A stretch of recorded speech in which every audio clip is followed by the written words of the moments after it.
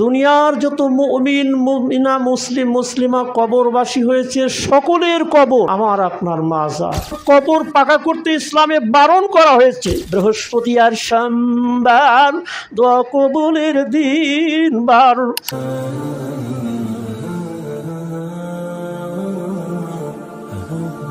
সম্মানিত মুসল্লিবৃন্দ, শুকরিয়া আদায় করি আল্লাহ তাআলার যার অশেষ মেহেরবানিতে আমরা সালাতুল জুমা আদায়ের জন্য মসজিদে উপস্থিত হতে পেরেছি।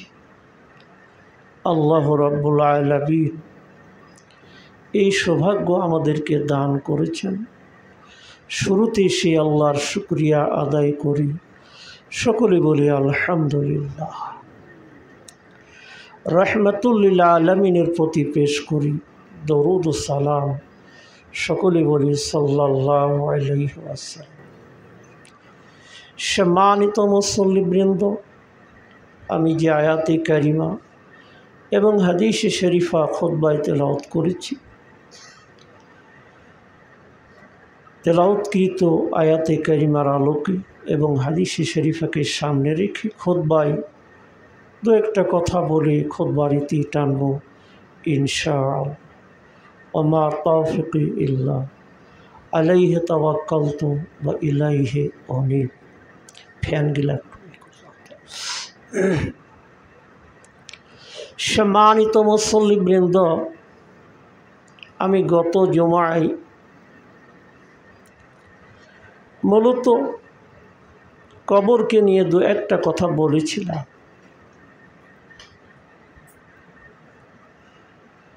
কবর হচ্ছে বিশেষ করে মুমিন মুমিনা মুসলিম মুসলিমা যারা কবরবাসী হয়েছে সকলের কবর। আমরা যারা দুনিয়াতে বেঁচে আছি, আমরা যারা মুমিন মুসলিম, আমাদের সকলের মাজার হচ্ছে আমাদের ওই কবরবাসী মুমিন মুমিনা যারা, তাদের কবরগুলো। আমরা শুধু মনে করি যেই কবরগুলোকে পাকা করা হয়েছে, কবরের উপর গম্বুজ, তারপর বিভিন্ন ধরনের দামি দামি কিছু দিয়ে ঢেকে দেওয়া হয়েছে, আমরা ওগুলোকেই মাজার মনে করি। না, দুনিয়ার যত মুমিন মুমিনা মুসলিম মুসলিমা কবরবাসী হয়েছে সকলের কবর আমার আপনার মাজার। এ কথা আমি আপনাদের সামনে বহুবার বলেছি, আজকেও বলছি।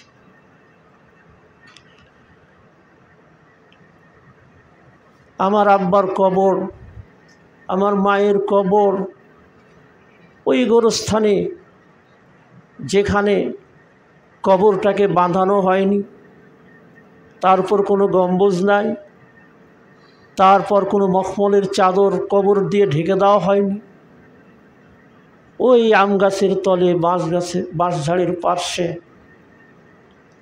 রয়েছে। ওটাই হলো আসল মাজার। যে সকল কবরগুলোকে পাকা করা হয়েছে, কারণ কবর পাকা করতে ইসলামে বারণ করা হয়েছে, কবর পাকাকরণের বিষয়ে ইসলামের নিষেধাজ্ঞা রয়েছে। এই নিষেধাজ্ঞাকে উপেক্ষা করে, অগ্রাহ্য করে, অমান্য করে যারা কবরকে পাকা করে, কবরের উপর গম্বুজ, তারপর অনেক কিছু, এগুলো হচ্ছে সম্পূর্ণ শরীয়ত বিরোধী।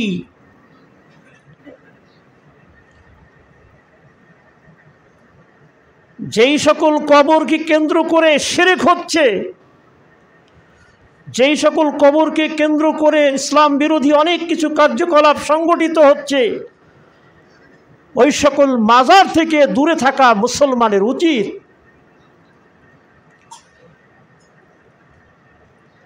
কবর জিয়ারত করতে হবে,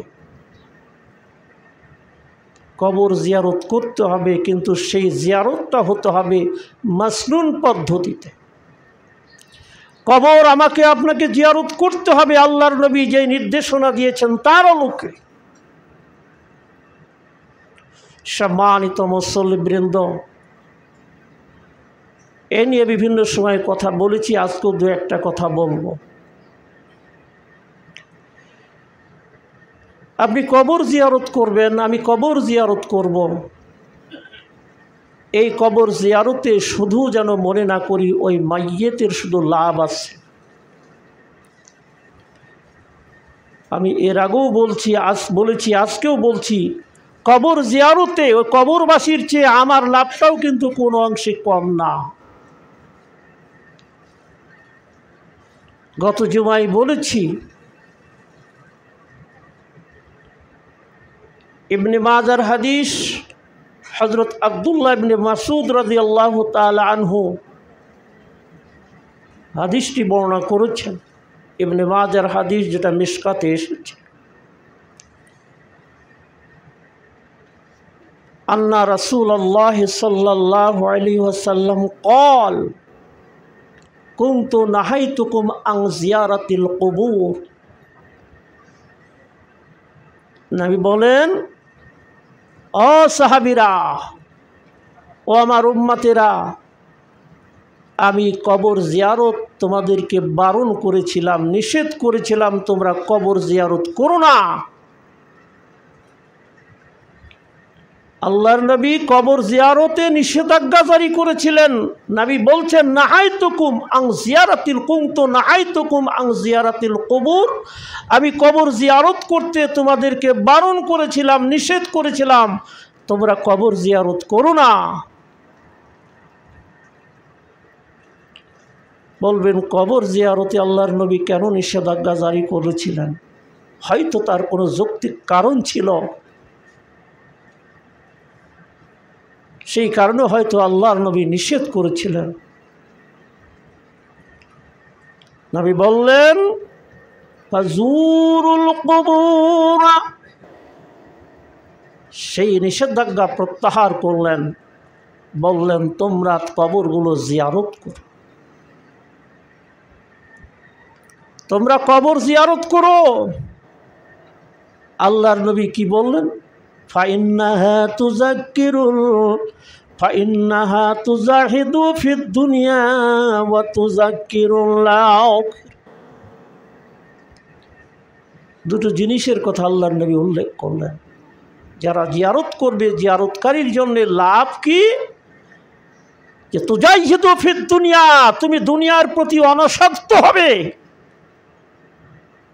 যেই দুনিয়ার পাগল হওয়ার কারণে তুমি ধর্মকর্ম কিছুই করছো না, শুধু দুনিয়া দুনিয়া দুনিয়া, দুনিয়ার জন্য, আখেরাতের জন্য কিছু করণীয় সেগুলো তুমি ছেড়ে দিয়েছো দুনিয়ার পাগল হওয়ার কারণে।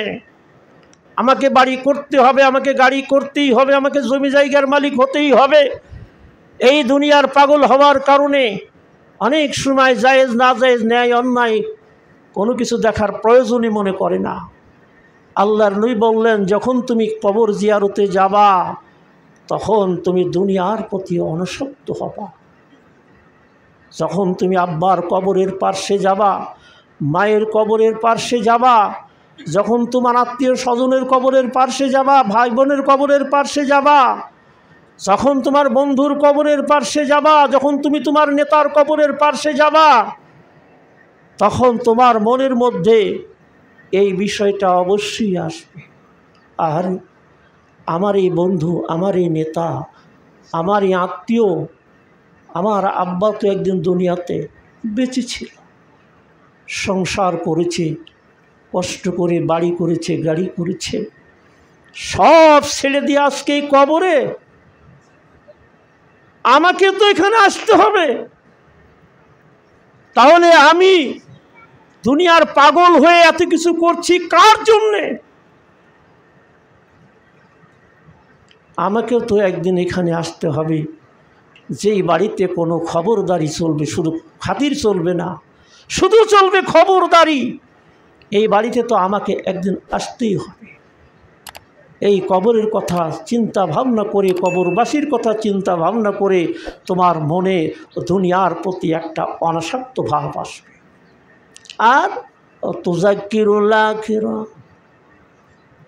তোমার কলিজায়, তোমার অন্তরে, তোমার দিলে, তোমার দিমাগে, তোমার চিন্তা ভাবনায়, তোমার অনুভূতিতে আখিরাতের চিন্তা আসবে। আখিরাতের চিন্তা। দুনিয়ার সফলতা বড় সফলতা না, আখিরাতের সফলতাই হলো আসল সফলতা। আমি দুনিয়ার জীবনে যদি কষ্ট ভোগ করি, আমি যদি দুনিয়ার জীবনে তেমন সুখ স্বাচ্ছন্দ্য লাভ করতে নাও পারি, কিন্তু যদি আমি এই দুনিয়ার মাধ্যমে আখিরাতকে জয় করার জন্যে যা যা করা দরকার সেগুলো করে যদি আমি আখিরাতের জীবনে পা রাখতে পারি, তাহলে আমার যেই জীবনটা হবে অনন্তকালের জীবন, সেই জীবনে আমি যদি সফলতা লাভ করতে পারি, সেটাই তো আসল সফলতা। সেই আখিরাতের চিন্তা আসবে যে এই মানুষগুলো আমার মতো একদিন দুনিয়াতে ছিল, এই ক্ষণস্থায়ী জীবন ছেড়ে দিয়ে আজকে চিরস্থায়ী জীবনে পা রেখেছে, আমাকেও একদিন রাখতে হবে। এইভাবে যদি কোনো মানুষের মধ্যে আখিরাতের চিন্তা যদি স্থান পায়, আর যদি সত্যিকার অর্থে সেই ব্যক্তি দুনিয়ার প্রতি অনাসক্ত হয়, তাহলে ওই মানুষটি কোনোদিন ধরাকে সরা জ্ঞান করবে না। সেই মানুষটি কোনোদিন তার মনুষ্যত্বকে কি করবে না, নষ্ট করবে না। এটা হচ্ছে কবর জিয়ারতকারীর জন্য বড় লাভ। আর কবরবাসী তাদের জন্য লাভ কি, এ নিয়ে আমি গত জুমায় মুসলিম শরীফ থেকে নবী মুহাম্মদুর রাসূলুল্লাহ সাল্লাল্লাহু আলাইহি ওয়াসাল্লাম তার মায়ের যে কবর জিয়ারত করেছিলেন সে হাদিসটি বলেছিলাম। সে হাদিসের শেষেও আল্লাহর রসুল বললেন, ফাজুরুল কবুরা, ও আমার সাহাবীরা, তোমরা তোমাদের কবরগুলো, বাপের কবর, মায়ের কবর, ভাইয়ের কবর, বোনের কবর, এগুলো তোমরা কি করো, জিয়ারত করো। ফাইন্নাহা তুযাক্কিরুল আখিরা, যখন তুমি কবর জিয়ারতে যাবা তখন তোমার মনের মধ্যে আখিরাতের চিন্তা আসবে। সম্মানিত মুসলিম, এখন কবর জিয়ারত করব, কিন্তু কবর জিয়ারতের তো মাসনুন পদ্ধতি রয়েছে। অর্থাৎ আল্লাহ রসুল আমাদেরকে যে সিস্টেম, যে পদ্ধতি, যে নির্দেশনা আমাদেরকে কবর জিয়ারতের বিষয়ে দিয়েছেন, সেই নির্দেশনার আলোকেই কবর জিয়ারত করা আমাদের উচিত। হযরত বুরাইদা রাদিয়াল্লাহু তাআলা আনহু তিনি একটি হাদিস বর্ণনা করেছেন, মুসলিম শরীফের হাদিস। তিনি বলছেন, আল্লাহর রাসূল কান রাসূলুল্লাহ সাল্লাল্লাহু আলাইহি ওয়াসাল্লাম ইউআল্লিমুহুম ইযা খারাজু ইলাল মাকাবির। হযরত বুরাইদা রাদিয়াল্লাহু তাআলা আনহু তিনি বর্ণনা করেন, আল্লাহর নবী যখন কোনো মানুষ কি করতেন, আপনার ইজা খারাজু ইলাল মাকাবির, যখন কবর জিয়ারতের জন্যে মানুষেরা যখন বের হতেন, আল্লাহর নবী তাদেরকে শিখিয়ে দিতেন, ইউআল্লিমুহুম, কবর জিয়ারতের জন্যে যেই মানুষগুলো রওনা দিতেন, ওই মানুষগুলোকে আল্লাহর নবী শিখিয়ে দিতেন কিভাবে কবরবাসীর কাছে গিয়ে কি বলবে। আল্লাহর নবী সেগুলো তাদেরকে শিখিয়ে দিতেন। কি বলতেন? ইউআল্লিমুহুম ইযা খারাজু ইলাল মাকাবির, যখন কবর জিয়ারতের জন্য তারা বের হতেন, তখন আল্লাহর নবী জনাবে রাসূলুল্লাহ সাল্লাল্লাহু আলাইহি ওয়াসাল্লাম তাদেরকে কি করতেন, শিখিয়ে দিতেন। কি বলতেন? আসসালামু আলাইকুম আহলাদ দিয়ারি মিনাল মুমিনিনা ওয়াল মুসলিমিন ওয়া ইন্না ইনশাআল্লাহু বিকুম লালাহিকুন নাসআলুল্লাহ লানা ওয়া লাকুমুল আফিয়া। এগুলো হচ্ছে কবর জিয়ারতের মাসনুন পদ্ধতি। কি বলতেন? যে তোমরা যখন কবর জিয়ারতে যাচ্ছ তখন ওই কবরবাসীর কাছে যাওয়ার পরে কি বলবে? আসসালামু আলাইকুম আহলাদ দিয়ার, হে কবরবাসী, তোমাদের প্রতি আল্লাহর রহমত, আল্লাহর শান্তির ধারা বর্ষিত হোক। মিনাল মুমিনিনা ওয়াল মুসলিমিন, তোমরা যারা মুমিন মুসলিম কবরবাসী রয়েছ, তোমাদের প্রতি আল্লাহর পক্ষ থেকে শান্তির ধারা বর্ষিত হোক। ওয়া ইন্না ইনশাআল্লাহু বিকুম লালাহিকুন, কবরবাসীর কবরের সামনে দাঁড়িয়ে তাদেরকে সালাম দিতে হবে। আর কি বলতে হবে? ওয়া ইন্না, নিশ্চয় আমরা, কবরবাসীদেরকে লক্ষ্য করে সম্বোধন করে আমরা বলবো, আমরা ওয়া ইন্না ইনশাআল্লাহু বিকুম লালাহিকুন, আল্লাহ চাইলে অবশ্যই আমরাও তোমাদের সঙ্গে লালাহিকুন, অবশ্যই সাক্ষাৎকারী। অর্থাৎ ওই কবর গায়ে গিয়ে কবরবাসীদেরকে সালাম দিয়ে বলতে হবে, ওগো কবরবাসী, আল্লাহ চাইলে ইনশাআল্লাহ, মানে আল্লাহ যখন চাইবে, অর্থাৎ আল্লাহ আমার আপনার জন্যে যে সময়টুকু আল্লাহ বরাদ্দ করে রেখেছেন, এই সময় যখন শেষ হয়ে যাবে তখন তো আমাকে আমার ছেলে ধরে রাখার চেষ্টা করবে না, আমার মেয়ে আমাকে ধরে রাখার চেষ্টা করবে না, কোনো হিতাকাঙ্ক্ষী দরদি আর আমাকে দুনিয়ার বাড়িতে ধরে রাখার চেষ্টা করবে না। আমাকে কি করবে? ওই দুনিয়ার বাড়ি থেকে কোথায় বিদায় করে দিবে? ওই কবর বাড়িতে। তাই তাদেরকে গিয়ে বলবো যে অবশ্যই আল্লাহ যখন চাইবে আমরাও তোমাদের সঙ্গে কি করব? আমরা সাক্ষাৎ করব, অর্থাৎ আমরা এই কবরে আসব। নাসালুল্লাহ লানা ওয়া লাকুমুল আফিয়া, হে কবরবাসী, আমরা আমাদের জন্য এবং তোমাদের জন্য আল্লাহর কাছে নিরাপত্তা চাচ্ছি। আল্লাহ যেন আমাদেরকেও নিরাপদে রাখে, আর তোমাদেরকেও যেন আল্লাহ কবরে নিরাপত্তা দান করে, সেই জন্য আল্লাহর কাছে আমরা কি করছি? দোয়া করছি। এইভাবে কবরবাসীদের কাছে গিয়ে কবরবাসীদেরকে সালাম দিয়ে তাদেরকে এইভাবে বলতে হবে। আরেকটি হাদিস, হযরত আব্দুল্লাহ ইবনে আব্বাস রাদিয়াল্লাহু তাআলা আনহু, তিনি হাদিসটি বর্ণনা করেছেন, মাররান নবী সাল্লাল্লাহু আলাইহি ওয়াসাল্লাম বিকুবুরিন বিল মাদিনা, আল্লাহর নবী মদিনার কবরের পার্শ্ব দিয়ে যাচ্ছিলেন, গমন করলেন। মাররান নবী সাল্লাল্লাহু আলাইহি ওয়াসাল্লাম বিকুবুরিন বিল মাদিনা, মদিনার কবরগাহের গমন করছেন। ফাআকবালা আলাইহিম বিওয়াজহিহি, আল্লাহর নবী ওই কবরস্থানের পার্শ্ব দিয়ে যাচ্ছেন যেখানে মানুষকে কবর দেওয়া হয়েছে, সেই কবর দিয়ে যাচ্ছেন। আল্লাহর নবী কি করলেন? ফাআকবালা আলাইহিম বিওয়াজহিহি, আল্লাহর নবী সেই কবরের দিকে মুখ করে দাঁড়ালেন।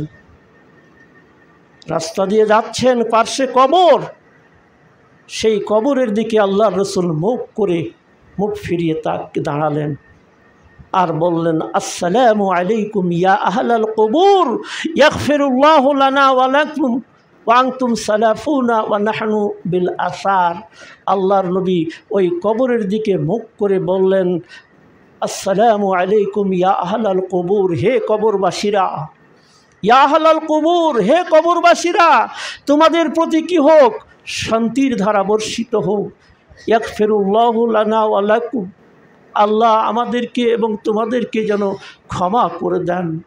আমরা যে ভুলগুলো জীবনে করেছি, আমাদের ভুলগুলো আল্লাহ যেন ক্ষমা করে দেন। এবং তোমরা কবরবাসী যারা কবরে শুয়ে আছো বিপদের মধ্যে, হয়তো তোমরা ভুল করেছো, তোমাদের ভুলগুলো যেন আল্লাহ ক্ষমা করে দেন। আনতুম সালাফুনা ওয়া নাহনু বিল আসার, ওগো তোমরা আমাদের আগেই কবরে চলে এসেছো, আমরাও তোমাদের পিছন পিছন আসছি। এইভাবে আল্লাহর রাসূল কি করেছেন? কবরবাসীদের জন্য দোয়া করেছেন, আবেদন করেছেন। আর এই সকল মাজারে কি হয়?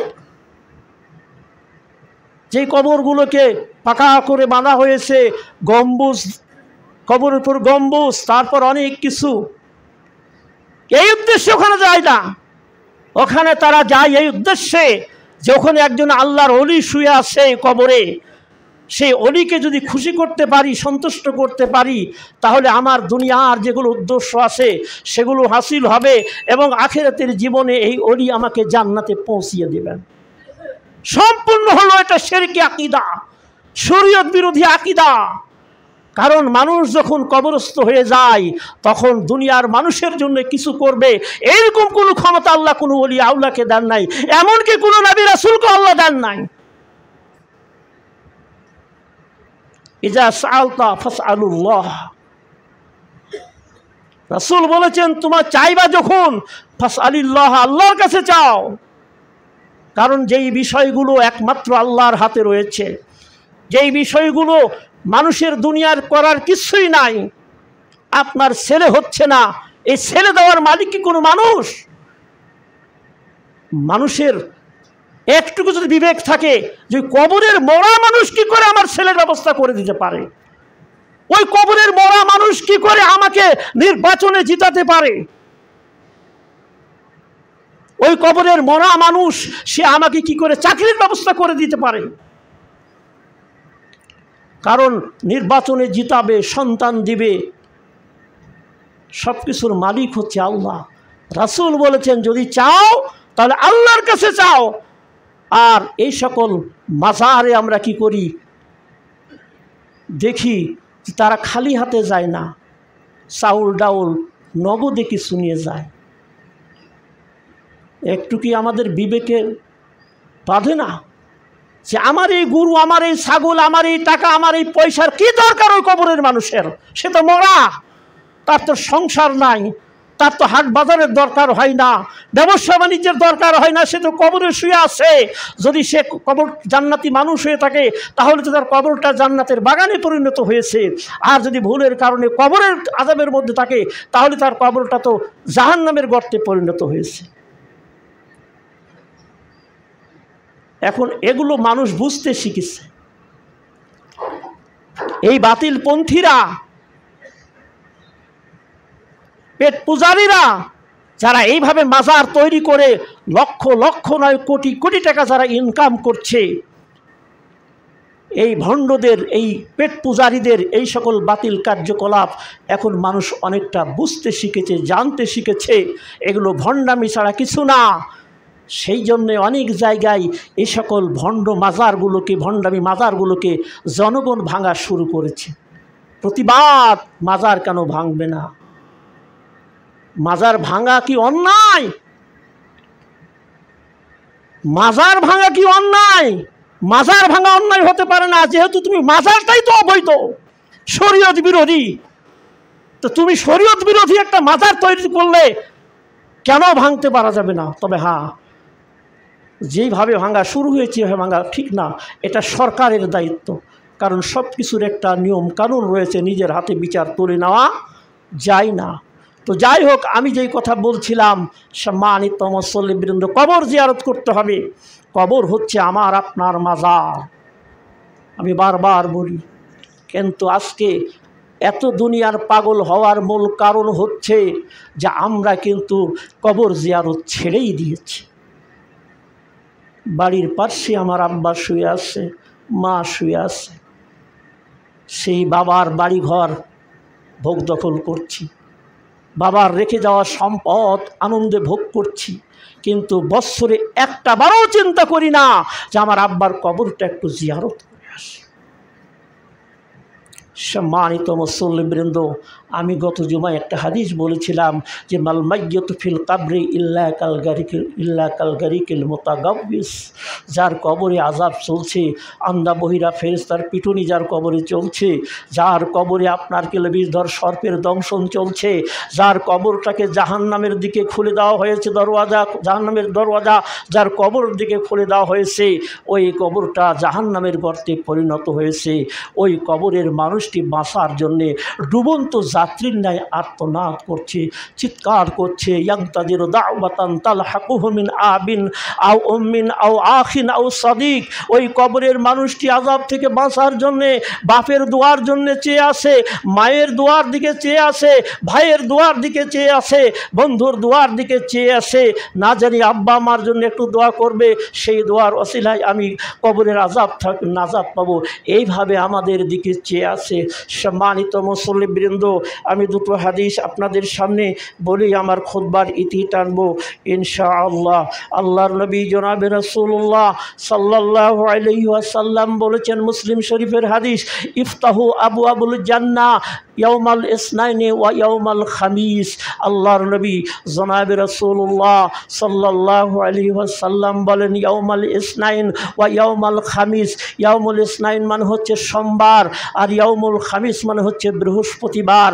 অর্থাৎ এই সোমবার এবং বৃহস্পতিবারে আল্লাহ রসুল বলছেন, ইফতাহু আবওয়াবুল জান্নাহ, জান্নাতের দরওয়াজা খুলে দেওয়া হয়। এই সপ্তাহের এই দুটো দিনে, সোমবার এবং বৃহস্পতিবার, এই দুটো দিন আল্লাহ তাআলা কি করেন, জান্নাতের দরওয়াজা খুলে দেন। ফায়ুগফারু লিকুল্লি আবদিন লা ইউশরিকু বিহি শাইআ। আর এই দুই দিন, এই সোমবার এবং বৃহস্পতিবারে যেই দুই দিনে জান্নাতের দরওয়াজা খুলে দেওয়া হয়, এই দুই দিন আল্লাহ রাব্বুল আলামিন প্রত্যেকটা বান্দাকে কি করে থাকেন, ক্ষমা করে থাকেন। লা ইউশরিক বিল্লাহি শাইআ। ওই সকল বান্দা ছাড়া যারা শিরকের অপরাধ করেছে, যারা শিরক করে নাই, শিরকের গুনাহ যাদের নাই, তা এই শিরক গুনাহ মুক্ত প্রত্যেকটা বান্দাকে আল্লাহ এই দুই দিন কি করে থাকেন, ক্ষমা করে থাকেন। ইল্লা রাজুলুন, আল্লাহর নবী বলছেন, হ্যাঁ ওই ব্যক্তিদের আল্লাহ ক্ষমা করেন না, কানাত বাইনাহু ওয়া বাইনা আখিহি শাহনা। ওই ভাই, দুই ভাইয়ের মধ্যে কি আছে, মনোহিংসা। শাহনা মানে মনোহিংসা। আমার এক ভাইয়ের প্রতি আমার মনের হিংসা আছে। আল্লাহ রসুল বলছেন, প্রত্যেক সপ্তাহে এই সোমবার এবং বৃহস্পতিবারে যারা শিরক করেনি, আল্লাহ প্রত্যেককে কি করে থাকেন, ক্ষমা করে থাকেন। কিন্তু ওই মানুষটাকে ক্ষমা করেন না যে দুই মানুষের মধ্যে কি আছে, বাইনাহু ওয়া বাইনা আখিহি, তার এবং তার ভাইয়ের মধ্যে কি আছে, শাহনা মানে মনোহিংসা আমাদের মধ্যে আছে। এদেরকে আল্লাহ ক্ষমা করেন না। ফায়ুকালু, ফেরেশতাদেরকে আল্লাহ বলেন, আনজিরু হাযাইন হাত্তা ইয়াসতালিহা। আল্লাহ ফেরেশতাদেরকে বলে, ও ফেরেশতারা, এদেরকে ক্ষমা করো না, অপেক্ষা করতে থাকতো। আনজিরু, দেখো একটু অপেক্ষা করো, হাযাইন এই দুইয়ের ব্যাপারে, হাত্তা ইয়াসতালিহা, এই দুই ভাই তারা নিজেদের মধ্যে ইসলাহ করে নেয় নাকি, সংশোধন করে নেয় নাকি, এই তখন পর্যন্ত তোমরা অপেক্ষা করো। অর্থাৎ এক ভাইয়ের প্রতি আরেক ভাইয়ের যখন মনোহিংসা থাকবে, এই দুই ভাইকে আল্লাহ ক্ষমা করবেন না যতক্ষণ পর্যন্ত ওদের মনের হিংসা দূর না হবে। এই মর্মের আরেকটা মুসলিম শরীফের হাদিস এসেছে। আল্লাহ রসুল জনাবে রাসূলুল্লাহ সাল্লাল্লাহু আলাইহি ওয়াসাল্লাম বলছেন, ইউরাজুল আমালুন নাস ফি কুল্লি জুমআতিন। প্রত্যেক সপ্তাহে আল্লাহ কি ইয়াউমাল ইসনাইন মাররাতাইন, ইয়াউমাল ইসনাইন ওয়া ইয়াউমাল খামিস। অর্থাৎ প্রত্যেক সপ্তাহে আপনার সোমবার এবং বৃহস্পতিবার এই দুই দিন কি করা হয়, আল্লাহর দরবারে ইউরাজুল আমালুন নাস, প্রত্যেক মানুষের আমল আল্লাহর দরবারে কী করা হয়, উপস্থাপন করা হয়। আমি এই সপ্তাহে কি আমল করলাম, আপনি কি আমল করেছেন, ওই কবরের মানুষগুলো কি আমল করেছে, প্রত্যেকের আমল সপ্তাহে কি দুইবার এই ইয়াউমুল ইসনাইন ওয়া ইয়াউমুল খামিস, সোমবার এবং বৃহস্পতিবারে আল্লাহর দরবারে কি করা হয়, আপনার উপস্থাপন করা হয়। ফায়ুগফারু লিকুল্লি আবদিন মুমিন। আল্লাহ তাআলা এই দুই দিন কি করেন, প্রত্যেক বান্দার কি করেন, আপনার গুনাহ খাতা এগুলো মাফ করে থাকেন।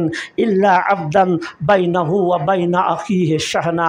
এই একই ধরনের কথা, ওই সকল মানুষগুলো ছাড়া যে ভাইয়ের মধ্যে মনোহিংসা আছে, এই মনোহিংসা যতক্ষণ পর্যন্ত না ত্যাগ করবে, বর্জন করবে, ততক্ষণ পর্যন্ত ওদেরকে আল্লাহ ক্ষমা করবেন না। বাকি সবগুলোকে আল্লাহ কি করেন, ক্ষমা করে থাকেন। সম্মানিত মুসল্লিবৃন্দ, বিশেষ করে এই সপ্তাহে সপ্তাহের আপনার সোমবার ইয়াউমুল ইসনাইন এবং ইয়াউমুল খামিস, যেদিন সোমবার হয় যেদিন বৃহস্পতিবার হয়, এই 2 দিন বিশেষ করে আমার ওই কবরের মানুষগুলো, আপনার ওই আত্মীয় স্বজনগুলো কি করে, আমার আপনার দিকে আত্মনাদ করতে থাকে, চেয়ে থাকে, না জানি আমার আব্বা আজকে আমার জন্য একটু দোয়া করবে, আমার না জানি আমার মা আমার জন্য একটু দোয়া করবে, এইভাবে চেয়ে থাকে, বারবার তারা আত্মনাদ করে। অন্ধকার কবরে আসি বড় বিপদে, দুনিয়ার মানুষ কাজে লাগে না। বৃহস্পতি আর সোমবার দোয়া কবুলের দিনবার, বৃহস্পতি আর সোমবার দোয়া কবুলের দিনবার, কেন গো দোয়া তোমরা করো না, অন্ধকার কবরে আসি বড় বিপদে, বাইরের মানুষ কাজে লাগে না। এই 2টা দিন সোমবার এবং বৃহস্পতিবার আমার আপনার দিকে চেয়ে থাকে আমার আব্বা, আমার আম্মা, আপনার ভাই, আপনার বোন, যে তোমরা আমার জন্য কেন দোয়া করছো না গো, আমি তো কবরে বড় বিপদের মধ্যে আছি। সম্মানিত মুসল্লিবৃন্দ, আমি আপনাদের সামনে বিনয়ের সঙ্গে অনুরোধ করব, যখন সুযোগ পাবেন, যখনই সুযোগ পাবেন, একটু আব্বা আম্মার, ভাইয়ের, বোনের, আত্মীয় স্বজনের কবরগুলো একটু জিয়ারত করার চেষ্টা করবেন, তাদেরকে একটু সালাম দিবেন, তাদের জন্য আল্লাহর কাছে একটু মাগফিরাত কামনা করবেন, তাদের নিরাপত্তা চেয়ে আল্লাহর কাছে একটু দোয়া করবেন। তাহলে আপনার দোয়ার ওসিলায় আল্লাহ রাব্বুল আলামিন, যদি তারা কবরে বিপদে থেকে থাকে, আল্লাহ রাব্বুল আলামিন সেই বিপদ থেকে তাদেরকে হয়তো নাজাত দিয়ে দেবে। সেই সঙ্গে আমার লাভ হবে যে আমি দুনিয়ার পাগল হব না, আখিরাতের চিন্তা আমার মধ্যে সবসময় থাকবে। আল্লাহ রাব্বুল আলামিন আমাদের তৌফিক দিন, একজন মুসলিম হিসাবে, একজন মুমিন হিসাবে আমরা যেন এই কবর জিয়ারতের যে অভ্যাস, এই অভ্যাসটা আমরা গড়ে তুলতে পারি। আল্লাহ রাব্বুল আলামিন এই তৌফিক আমাদের সবাইকে দান করুন, বলি আল্লাহুম্মা আমিন।